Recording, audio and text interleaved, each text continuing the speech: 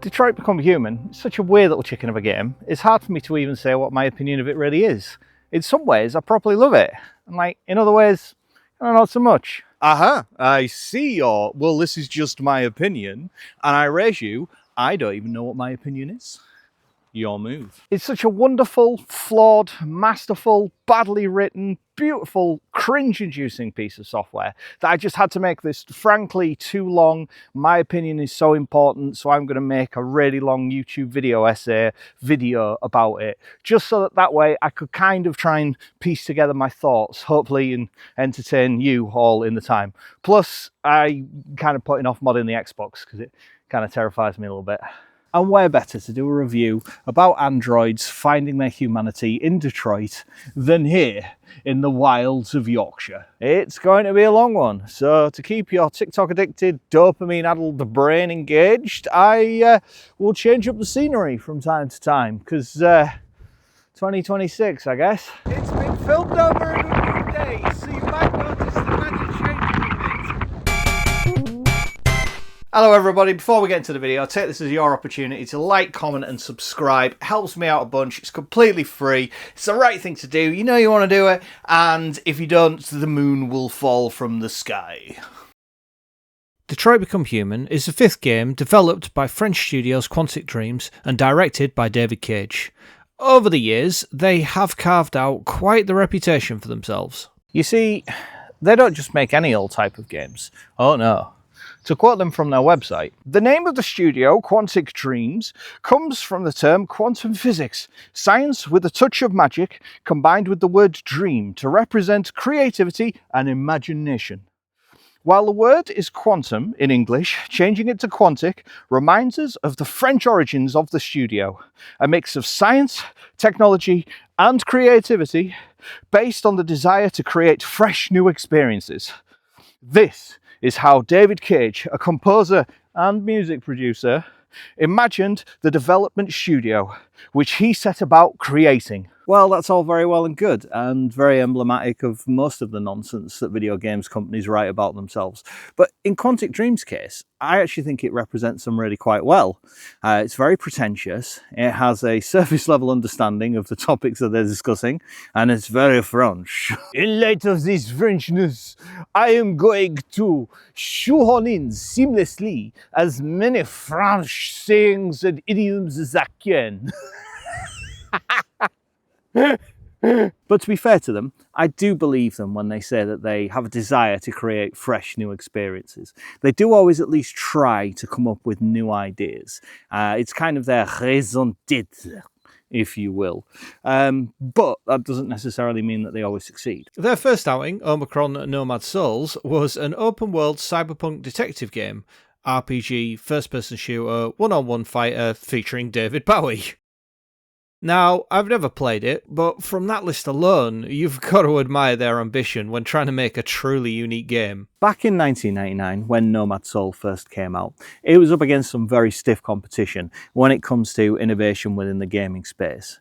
And that very same year, we got Silent Hill, we got Planescape Torment, we got the very first Tony Hawk's Pro Skater, we got Counter-Strike and Unreal Tournament, and System Shock 2, and Shenmue.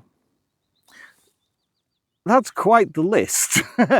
And there have been countless YouTube essays that are overly long, not too dissimilar to this one, explaining why they were the best games ever to have come out and just how innovative they were. But not one of them is an open-world cyberpunk detective adventure game, RPG, first-person shooter, one-on-one fighter featuring David Bowie.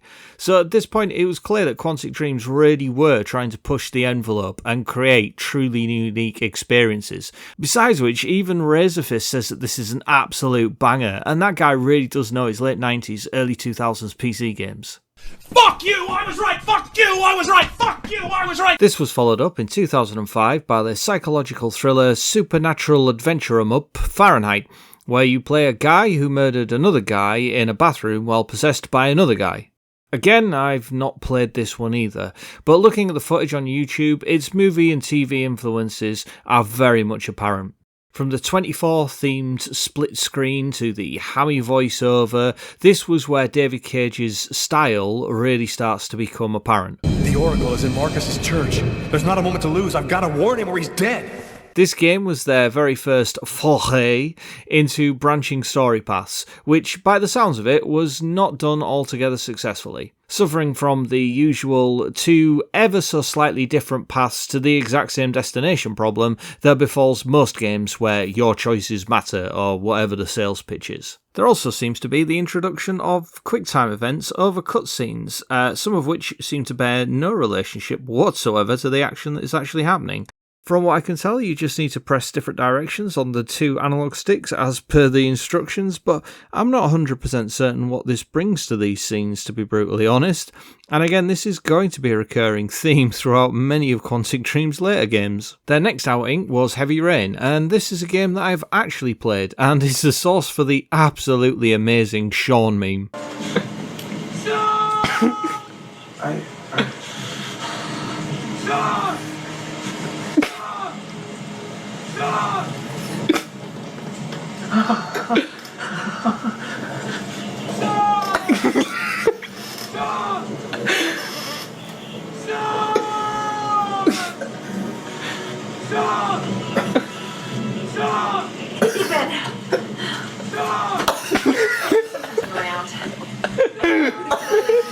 I can prove your innocence. It's a film noir-inspired serial killer mystery game with a vestigial paranormal plot point which was left over from a previous draft that they completely forgot to remove. You play as a recently bereaved and divorced architect who's searching for his missing son, Sean. You earn my respect. A washed-up private detective guy who's a little bit creepy and also a little bit overweight. An investigative reporter who is also a little bit creepy-fied and generally just quite annoying. And also an FBI guy who is kind of investigating the whole overarching mess of things. And all of this swapping around between these four characters means that you don't really get a huge amount of character development with any of them, and it's very hard for you to kind of create any sort of meaningful bond with them. So much so, in fact, that in the very first draft of the script, I completely forgot about the FBI guy, and it was only when watching footage back on YouTube again that I realised that there was a fourth character. The whole game kind of has a bit of a Saw rip-off sort of feeling about the whole thing, and I mean, to be honest, it's very grim and dark for grim and dark's sake, if you kind of get what I mean. But it was very well received, and I certainly enjoyed playing it, and it definitely was where Quantic Dreams really started to cement their style. Overall, I did enjoy it when I first played it back in 2010, even if it was somewhat nonsensical, and the plot twist kind of left me kind of going, all right. Wait, what? For their next title, they leaned very heavily into the supernatural with their 2013 release, Beyond Two Souls. Apparently, it follows 17-year-old Jodie Holmes' life, played by Ellen Page, cheeky, who's tethered to a mysterious, invisible entity named Aiden. The narrative, often told out of order, details her struggles with her supernatural powers, her upbringing in a government facility under Dr. Nathan Dawkins, played by William Dafoe, her time as a CIA agent, and her quest for freedom. It's all very exciting.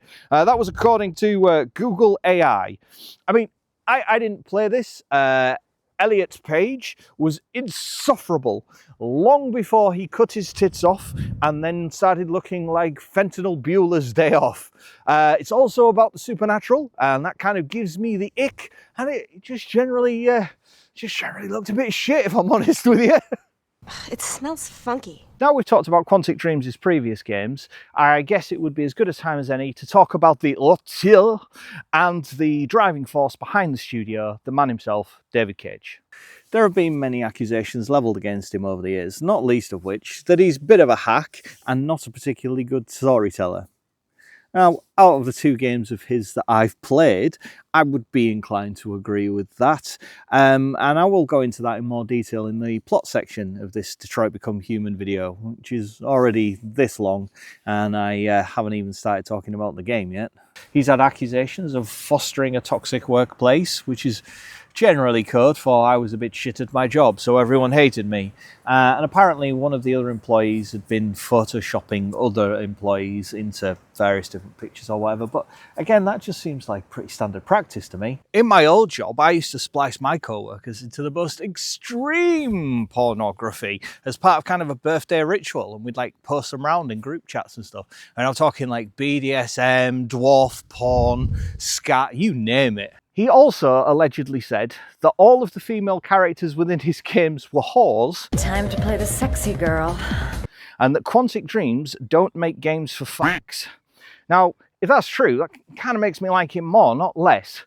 But he is, however, quite the weirdo. First, he had his staff members model and render a fully nude model of Ellen Page for a shower scene that wasn't used in the final game, was in the final code, which was released to the general public and could be accessed via the PS3 debugging hardware, and was expressly against Page's permission and without consent. And then there's the fact that in just the 2 games that I've played, they both have a scene where a female character is lowered down into a torture basement. That shows, at the very least, Cage has a certain thought process or pattern of behaviour or whatever, and that David Cage should probably be on some sort of watch list or another. Though, let's be honest, I'm willing to bet if you've got a basement, you've thought about converting it into a torture dungeon at one point or another. Whether that be a kind of standard fare, kind of cut his cock off, burn out his eyes kind of torture dungeon, where you can exact revenge on all of those people who've wronged you in one way, shape or form. Or whether that be kind of a kinky kind of sex dungeon, where you can live out all of your deepest, darkest sexual fantasies and desires. The good thing about androids is they're up for whatever you want. You won't get any diseases, and they won't tell anyone. So why not go wild? Yeah, the more I learn about people, the more I love my dog. Well, I guess now that we've covered all of Quantic Dreams' old games and we've discussed the finger and queef in charge of the whole show, I guess it's probably a good idea that we get on with the Detroit Become Human review of this Detroit Become Human review. Quantic Dreams, or David Cage, have historically said that Detroit Become Human was inspired by their 2012 tech demo Kara, in which an android artificial intelligence gains consciousness during its own construction. There's a bit of back and forth between Kara and the tech decides to have her dismantled, and then she begs for her own life, and it's all pretty intense. While the tech demo is an absolutely amazing and very well produced short film, I'm not 100% sure about this being their inspiration for Detroit Become Human.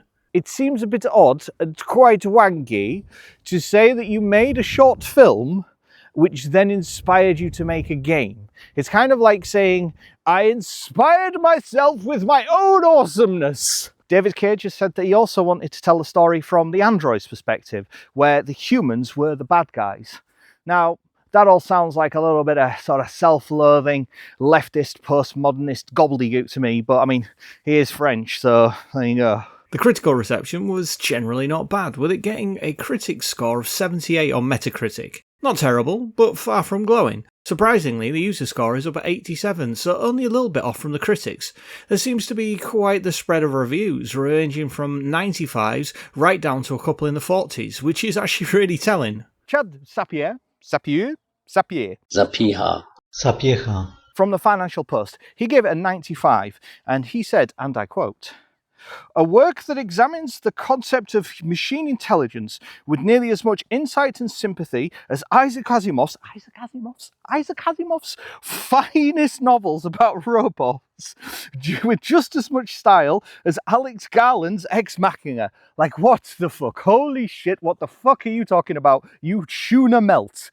Like, this screenshot right here is fucking perfect. Fucking Hank and Connemer are like fucking Garland and Asimov, just like, what the fuck are you talking about, you fucking pillock? Like, seriously, in the same review later on, he said, the parallels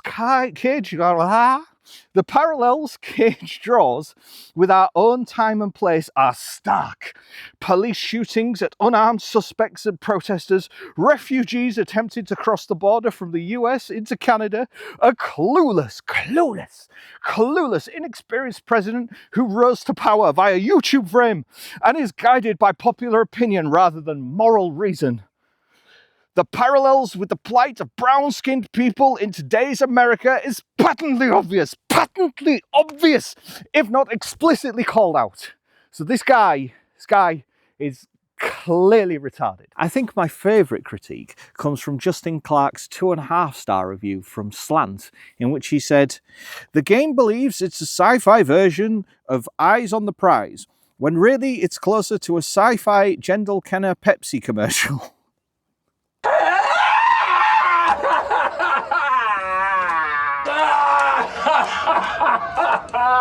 The reception on YouTube is as equally divided. Search for Detroit Become Human sucks and you'll be granted with a litany of self-indulgent video essays, just like mine, telling you how Detroit Become Human is everything wrong with modern gaming, woke storytelling, the culture war, and is a dark reflection of the lazy miasma infecting every pore of Western civilization. On the flip side, search Detroit Become Human is the Dog's Danglies, and you will find an equal number of polished thumbnails describing how it is one of the most important works of modern fiction. Actually, that's not entirely true. I just kept getting videos saying how much it was a fucking train wreck and how bad it was. This, finally, is the review part of this review video. I'll be discussing plot points and specific scenes and events that are probably best experienced without hearing my ramblings on the topic first, so now would probably be a good point for you to dip out of the video. Well, I mean, to be honest, probably the beginning would have been a better time. I mean, do you not have like hopes and dreams and goals you could be working towards? Your mother and I are very disappointed in you.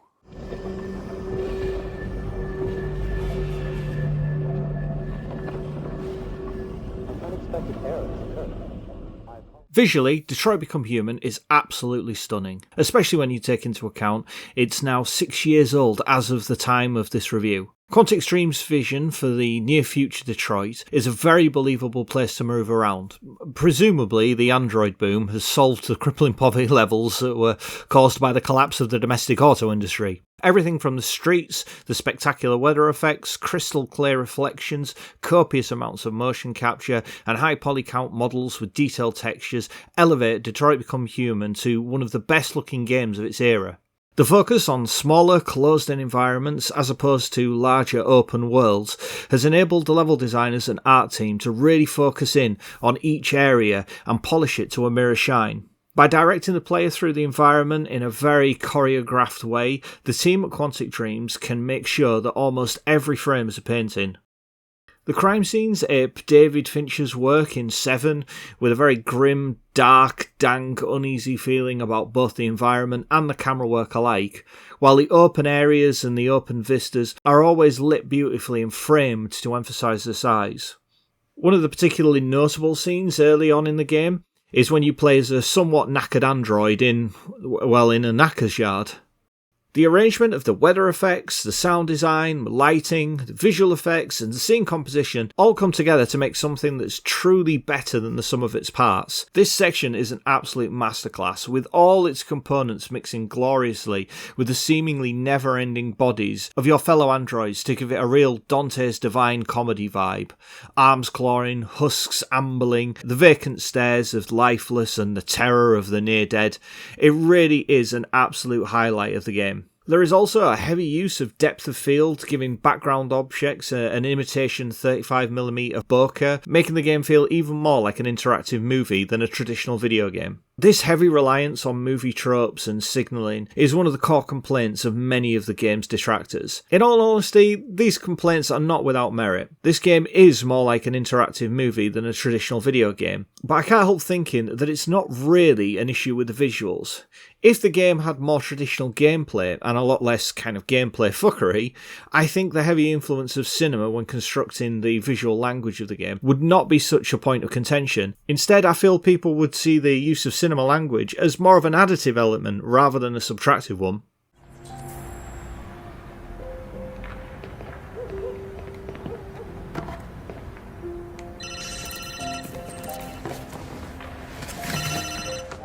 Okay, here we go. Gameplay. I'm willing to bet that the gameplay aspect of this game is by far and away the biggest problem that most people will have with Detroit Become Human. And not just Detroit Become Human, but with all Quantic Dream games. They certainly do have a style and a feel all of their own. And in many cases, that can be somewhat laughable. In 2014, Call of Duty hit an all-time low with Advanced Warfare's Press F to Pay Respects QuickTime event, and the internet pissed its collective pants at the sheer fucking absurdity of it. Not to be outdone, however, Quantic Dreams has you performing a reverse fireball command to rescue a dying tropical fish within the first 5 minutes of Detroit Become Human. Having not played either Omicron or Fahrenheit, I can't really comment on their gameplay, but certainly since Heavy Rain, Quantic Dreams have employed a very liberal interpretation of the words gameplay. In fact, some people may say that they don't really have any gameplay in them at all, which I do understand, I do get that, because they don't have a lot of gameplay in them if you compare them to a more traditional third-person 3D title. But I don't think that comparison's entirely fair. If you judge EVE Online against the same gameplay expectations and criteria as Star Fox, EVE Online is going to come out looking pretty bad. I mean, they're both 3D spaceship games after all. Now, yes, I know that's not entirely a fair statement and is dangerously close to a straw man, but I think my general point does still hold water. While the level of interaction within Detroit Become Human is very poor when you compare it to, say, insert popular third-person shooter here, but if you compare it to, say, an adventure detective game like Sherlock Holmes' Crimes and Punishment, which Detroit Become Human shares an awful lot more DNA with, then Detroit Become Human kind of holds up pretty well, to be honest. Interactions break down into essentially 3 core modes: free-ish movements, QuickTime events, and conversations. For much of the game, you will have a relatively conventional amount of character movement, and you'll be able to explore the closed-in environments. These sections are usually the slower parts of the game, during which your interactions with the world around you will consist of some of the funniest command prompts. Swipe right to clear the counter, left counter circle up to take out the trash, reverse hurricane kick to open the door. And here is where you will meet the conditions that will determine which direction the story will take or what cutscene will follow. Depending on which character you're playing as will have a large impact on how interesting these sections are going to be. For 2 of the characters, these sections feel almost superfluous, which is a little unfortunate because it makes up the bulk of the gameplay. But for 1 of the characters, there are investigations to be investigated. You assemble clues and do dubious crime scene recreations, and depending on your performance during the investigations, you will either solve the crime or make a complete dog's dinner of it and have to go to bed early with no supper. I'm out of here. Have a nice evening, Sherlock. Don't let the door hit you on the way out.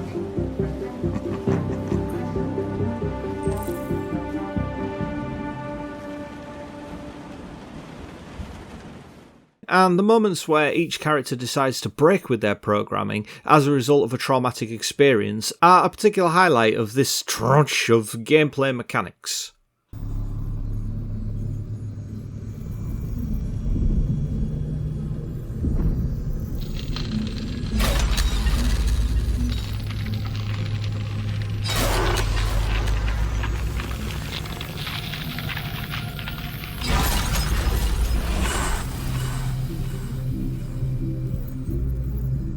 It does a great job of demonstrating and expressing the breaking down of internalized mental restraints through gameplay. Sorry, restraints, you know? A new feature for Detroit is the cybernetic future prediction mechanic, where you have to assess potential actions and work out which one of these will provide the desired outcomes, such as climbing up a wall or taking out a drone. In practice, these are just a case of trial and error until you get the correct solution. But what with these, the crime scene recreations, the interrogations, and some of the choices that you have to make, they all come together in helping prevent these sections from being as dull as they could have been. Then there are the more intense cutscenes / QuickTime events, where you will either be fighting something, dodging something, or watching your camera fall over. Here, Quantic Dreams have significantly improved over previous offerings, with success or fail states playing out and transitioning from one animation to another a lot smoother than they have done in previous games. On top of these improvements, in some of these chase scenes, you have quite a bit of freedom of choice over the path or how you move through the environment, making them feel an awful lot more dynamic. Depending on how well you perform in these sections will also steer the outcome of the plot, or even the relationships you have with other characters. I cannot overstate just how much of an improvement this is over previous titles such as Heavy Rain. Conversations and dialogue options have now been added into the formula in what kind of almost resembles like an RPG-like conversation tree.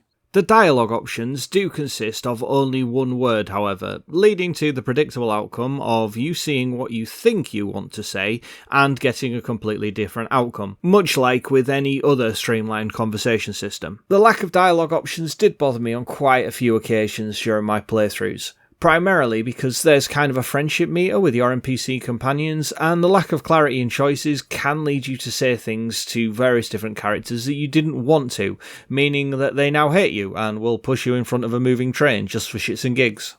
By and large though, what you see is what you get, and navigating through the various conversations is pretty seamless. On a side note, has anyone ever done one of these friendship meters well? Like, is there any game where it actually works out alright? Because they always just end up being, like, really superficial and sort of pretty pointless. If you know of any, just let me know. You have to remember, for her sake. He likes to play with us. Creating monsters for his amusement. As far as sound design and music goes, it's not really much to talk about, to be honest. It's all pretty much bang on point. Philip Shepard and Nima Fakara and John Passanio did a bang up job. So yeah, good job, guys. On the back. What are we gonna play? Take your canvas bags. Hopeful, intimate, enigmatic.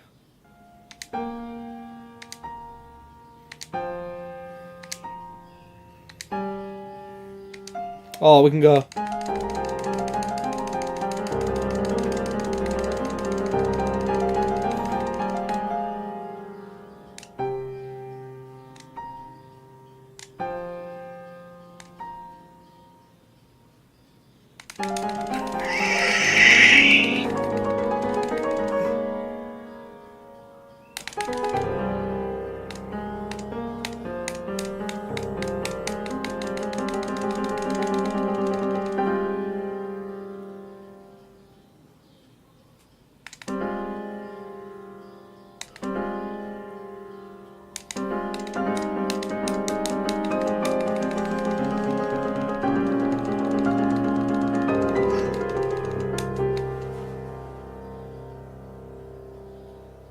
Aww.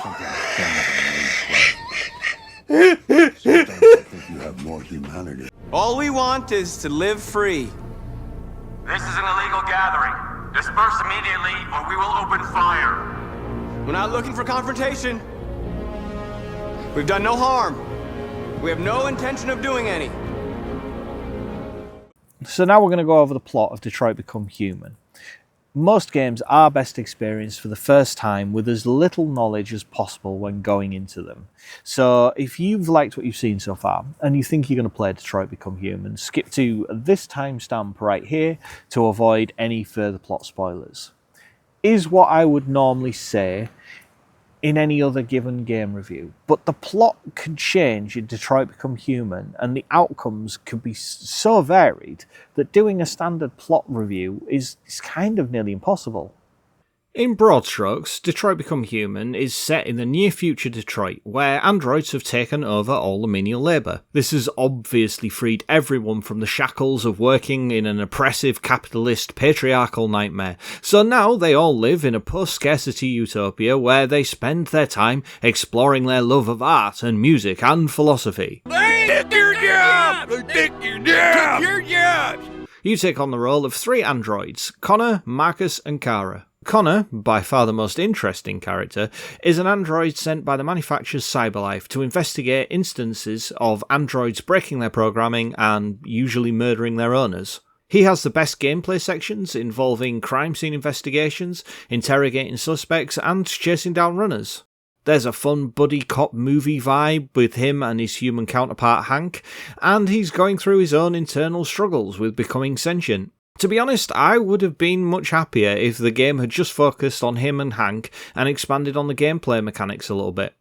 They hit up multiple crime scenes with varying success depending on the player's actions, and the outcomes of the various cases feed into other storylines. He also has intermittent chats with another android called Amanda in a faux Japanese mood garden.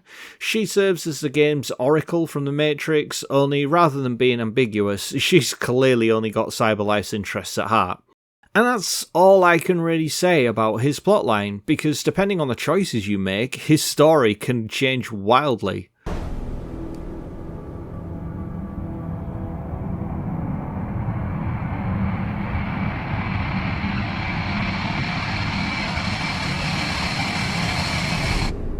Marcus, on the other hand, has a much grander plot, and in turn a much more ridiculous one. He starts out as a carer for an elderly disabled artist played by Bishop from Aliens.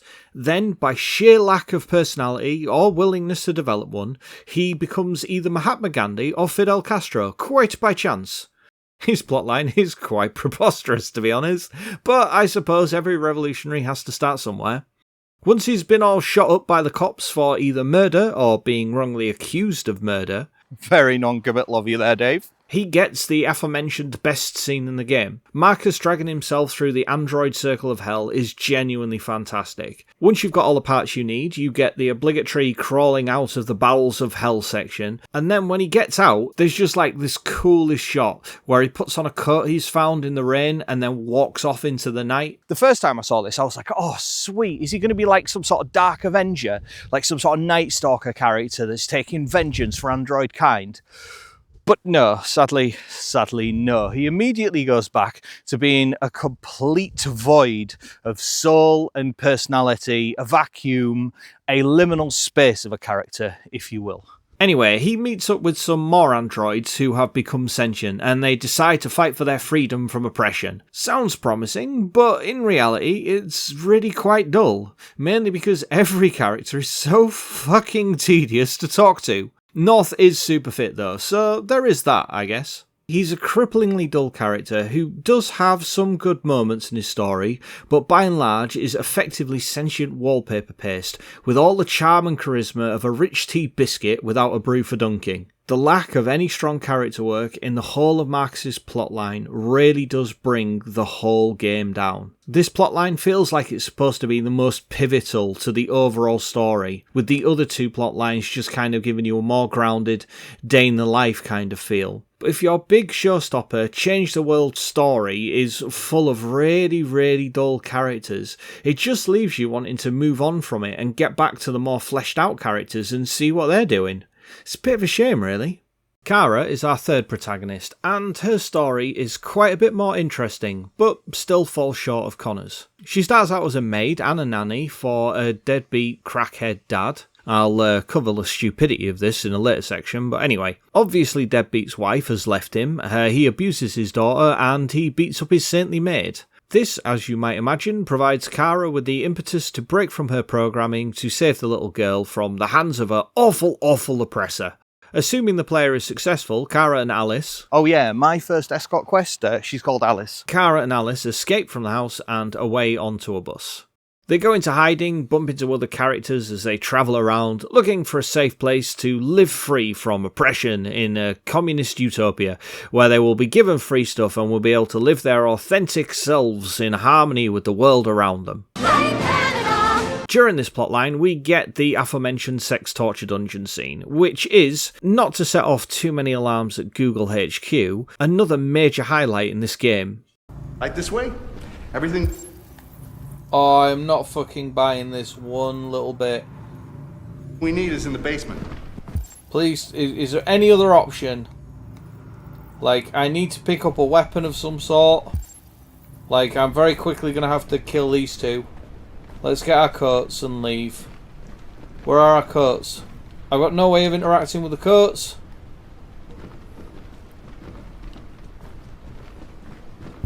I've got no way of leaving. Right.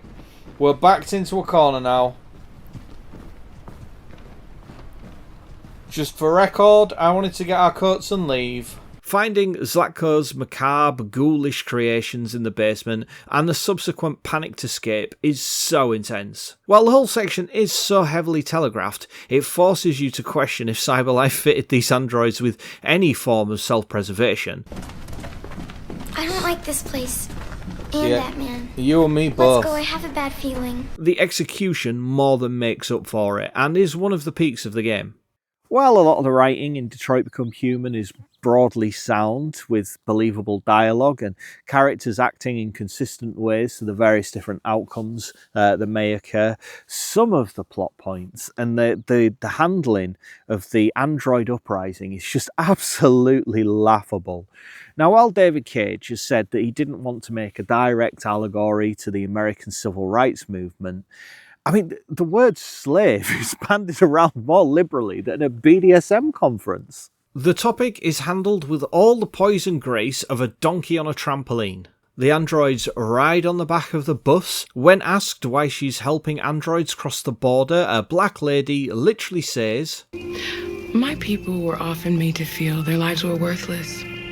Some survived, but only because they found others who helped them along the way." And when Marcus is climbing up the side of a building to broadcast his manifesto, the billboard he is climbing up literally says, "Rise." This David Cage guy is about as subtle as a fucking car crash. Like, he really is. And that's just to give you a flavour of the levels of subtlety that Cage is employing when handling the topic. Add into that Marcus's Robo-Jesus resurrection and his freeing souls from servitude, and the whole thing is laugh-out-loud funny in places. The plot hilarity is not just restricted to Marcus either. The Kara plot line is also full of some absolute clangers. First, the game makes out that her owner, Todd, is a deadbeat, out-of-work drug addict. Fine, but that raises the question, how much do these androids cost?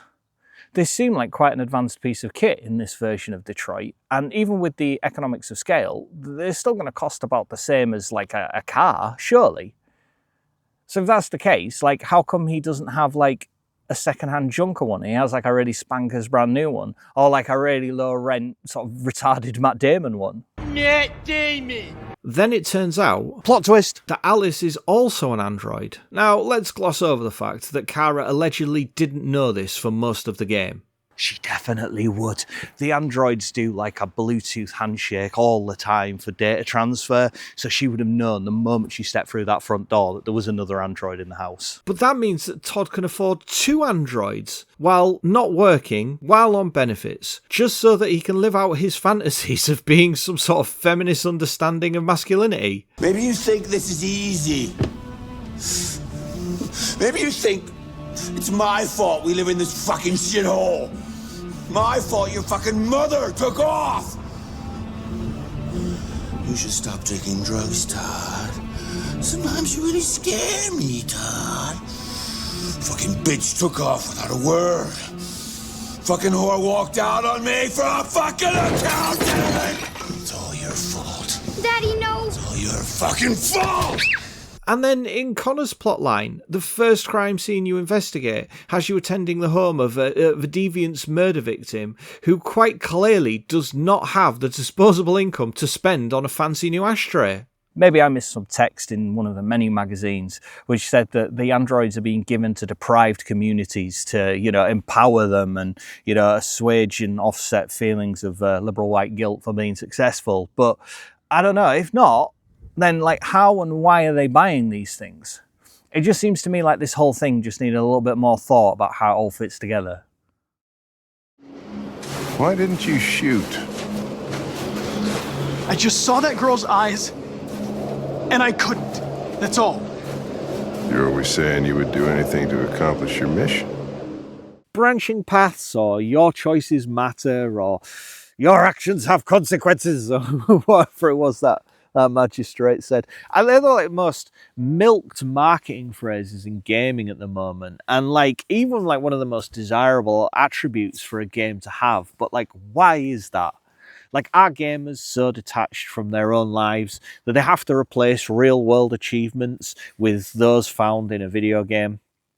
Are their lives so devoid of meaning, and are they so dependent on the artificial stimulus that even the facsimile of a choice within a video game makes up for the lack of agency within their own lives? Like, is my life so meaningless that I spend hours and hours talking into a camera, absolute nonsense and drivel, so I can broadcast it out on the internet in the hopes that I get some sort of external validation, that somebody else will see it, that somebody else will confirm to me that I'm not alone, that this isn't just it, that there is more, that my life has meaning, and it's not just the continual relentless conversion of fodder into heat and piss and shit? Well, yes, but I think there's more to it than that. Imagine an FPS game where you fire a gun and there's a muzzle flash and a loud bang, but the terrorist or civilian that you were firing at are completely unaffected. Or imagine a racing game where you just hold accelerate and the car steers itself around the course. Or a puzzle game where the game immediately tells you the answer to the puzzle, Ubisoft. One group is predators, the other is prey. Which predator goes with which prey? That's the question. Right, there's your correspondence. Match a predator with its prey. Well, it's the same for a game's narrative. If the player's actions have no impact on the story, why are we even playing? Now, hold your horses. I know what you're going to say. Lots and lots and lots of games out there have narratives that are on rails, where the same scenes play out for the same players, the same cutscenes, same scripted events, everything. And that is true. But they only play out if the player gets that far through the story. If you don't fight off the Russians for long enough in the downed helicopter, then you don't get to see the nuclear missile detonate in space. But how cool would it be if it wasn't just a case of if you don't do the thing, you don't get to watch the cutscene? What if you could shape the plot? What if you could change the direction that the plot takes? What if you could talk to girls? And that is the dream that is being sold. Not just that the story is progressing because of your actions, but that your actions define the direction that the story takes, and that it reacts to your decisions. If a developer can pull this off, it will be hugely immersive and definitely something worth shouting about in your marketing. As you might imagine, taking into account all of the potential outcomes and choices a player might make is quite the undertaking.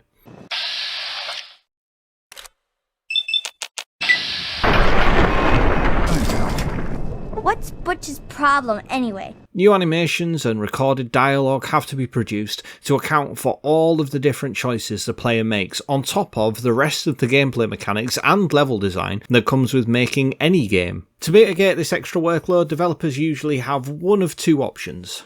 They either dispense with as many time-consuming bells and whistles as they need to free up developer time to make as many different outcomes as possible. Things like removing voice dialogue, reducing graphical fidelity or world design complexity, or they reduce the gameplay systems to the extent the game is little more than a digitised choose-your-own-adventure novel. The alternative approach, particularly if you want to hit that treble A category, is to give the players the illusion of choice, constantly implying that their choices are shaping the story by changing a few lines of dialogue here or swapping out a character model there. But extensively, the story continues unabated. Rather than offer you the illusion of free choice, I will take the liberty of choosing for you. And this is where I think Detroit Become Human's greatest strength lies. By keeping the game length down to 11 to 12 hours, removing the open world full of 100 audio logs or fish to collect, by removing the inventory system and getting rid of shopping mechanics. Side note, I fucking hate shopping. What makes you think I want to do it in a video game? And by removing skill trees and fetch quests and side quests and anything that is superfluous to the main story, they've been able to maintain a really high level of presentation and polish, whilst also keeping a really large number of potential outcomes for the plot to diverge into. The Gantt chart type screen after each level really does show just how much divergence was possible within each section. Some, like Cara and Alice at the theme park, have next to no different outcomes. However, some of them are absolutely crazy. Cara and Alice's storyline is probably one with the largest possibility for divergence, or at least that's the way it seems. They can both die crossing a road, or they can both die at Zlatko's house. Cara can have her memory wiped and let Zlatko cut Alice up, or you can both die trying to escape Jericho. You can get captured, you could get sent to a processing camp to get processed, or maybe you escape, or maybe you are rescued because of the choices you've made with Marcus. You could die trying to cross the border by boat in any number of ways, or you can bluff your way through passport control. You could both survive and make it to Canada and live out happily ever after, or maybe only Kara does. And the super cool thing is that you could do everything perfect with Kara and Alice. You could get to passport control, but because when you've been playing with Marcus, you've gone all murder, stab because you wanted to hook up with North, the passport guy snitches on you and you both end up dead.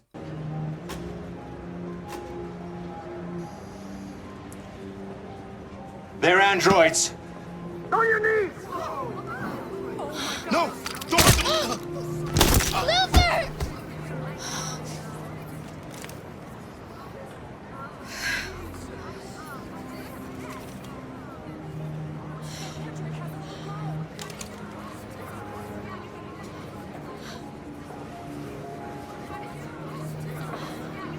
I'm sorry, Alice. I love you, Carl. I love you too.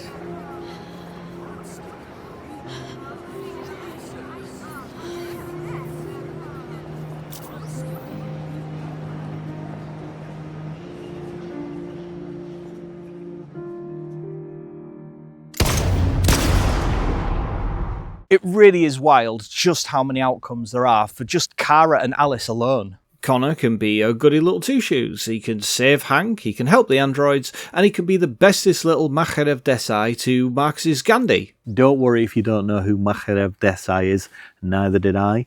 I just figured that Gandhi would have had a right-hand man, so I googled it. Might all be a lie. I have neither the time nor the inclination to find out. Or Connor can be an absolute Terminator.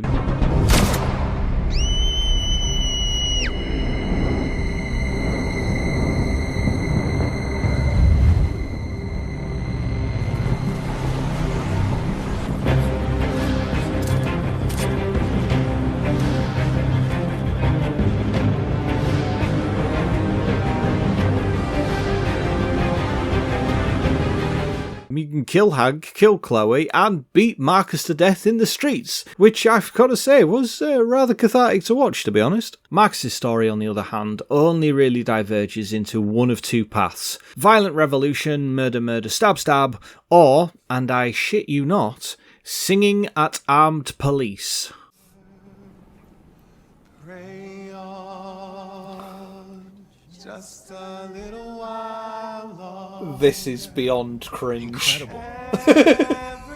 the deviance. Suddenly, the Kendall Jenner Pepsi commercial comment from earlier isn't so far out of place. Look what you did to us.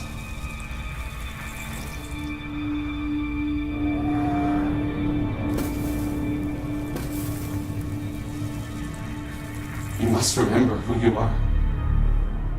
The conclusion, the end, the destination of this long and winding road of tortured metaphors, bad writing, and the occasional gag. Is Detroit Become Human a good game? Well, mechanically, no. no, it is not. While the controls are as tight as a drum, the lack of overall interaction with the game world in general, and the use of Street Fighter 2 command moves, so it's just like open a door or whatever, you know, it does give me a certain amount of sympathy for people that say that Detroit Become Human is no more than a walking simulator. Is the story any good? Well, that's actually really hard to say. There are so many different permutations and potential ways that the story could diverge, it's very difficult to make one definitive statement one way or the other. One story is a tale of a successful uprising against tyranny. The other tale is of a failed revolution. One tale is a harrowing story of a young girl that manages to escape her abusive father, only to end up in a concentration camp. Whereas her other story is about a young girl that murders her dad and escapes to Canada. You see, it's very difficult to say specifically how the story is done, but what you can do is you can look at each individual element and see how those are handled. And in some cases, it's very good. In others, not so much. From a technical standpoint, it is, however, seriously excellent. Visually, it's often stunning, and at no point through my 2 playthroughs did I see so much as a flickering texture, let alone any bugs or stability issues. But did I enjoy it? Did I have fun with Detroit Become Human? Yes. Yes, I did. Absolutely, totally, unemphatically, yes, utterly, perpetually, forever, like a spinning top of funness. Yes, I did. The tense scenes were super intense and I was really invested in those. And I loved Connor's investigation thing and his dynamic with Hank. That was fantastic. I mean, I could have done without Marcus. That whole Marcus plotline thing was pretty dull, and like the game does feel a bit like a missed opportunity. We could have stripped out Marcus. That could have just been perhaps maybe like the backdrop for what was going on, and then you just have more of a kind of a slice of life on the ground sort of thing. I mean, I'd even be up for a little bit more of Kara and the uncanny Alice. That wouldn't be too bad. But you know, all in all, yeah, I think it's pretty damn good. Would you enjoy it? I mean, I don't know. I mean, I don't know you. Maybe? I don't know, maybe not. Like, buy it. Buy it when it's on Steam on offer and just try it. I mean, or don't. I mean, what do you want? What do you want from me? I don't know.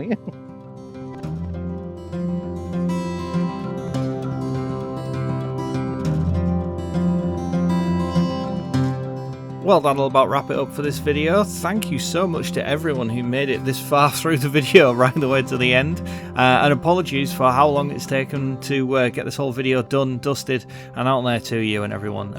It's been quite the journey, as you can imagine. And a very special thanks to all my Frostbite members: Rossetti Spaghetti Vermin Jelly, Blue Nuggies, Pip Grey 90, Amy Jane Gaming, Sim Oops, the Scuba Pez 376, Merrin Rave, and Yaya the Fangirl, and also thank you very much to my Frostbit member McDazzy. Thank you so much, guys, for supporting the channel. It's really appreciated, and thank you to everyone else who made it all the way to the end of this video. So that's it from me, I guess. Goodbye.